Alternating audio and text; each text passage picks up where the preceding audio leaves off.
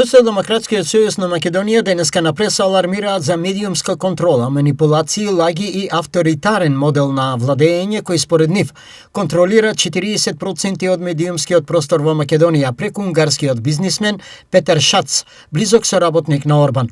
Од ВМРО ДПМН пак прашуваат дали за дупот во Тетово бил подмитен заев од страна на прорускиот бизнисмен Миодраг Давидовиќ Дака. Истата мрежа на медиумска контрола, црни кампањи и политичка манипулација која што со години ја одржува ВМРО ОКГ се злоупотребува во Унгарија, Србија, Словенија. Сега е директно вклучена и во најновиот скандал со лажни вести за експлозиви во Кањижа.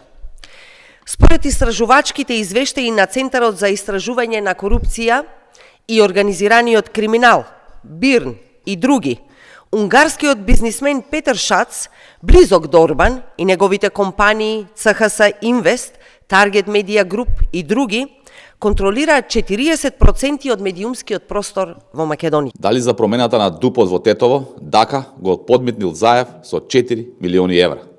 Во аудио снимката, во која прорускиот бизнисмен Миодраг Давидовиќ Дак разговара со посредникот на заев Зоран Милевски Кичеец, Дака му вели на Кичеец дека ако ја спроведе работата, тој ќе им даде 2 милиони, а друг ќе им даде уште 2 милиони евра.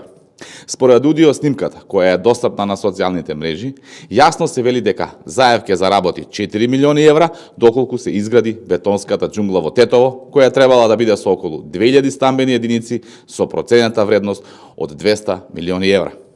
Дали со овие пари заев и неговиот чирак Филипче купуваа акции во индиската авиокомпанија или пак купија станови во Дубај?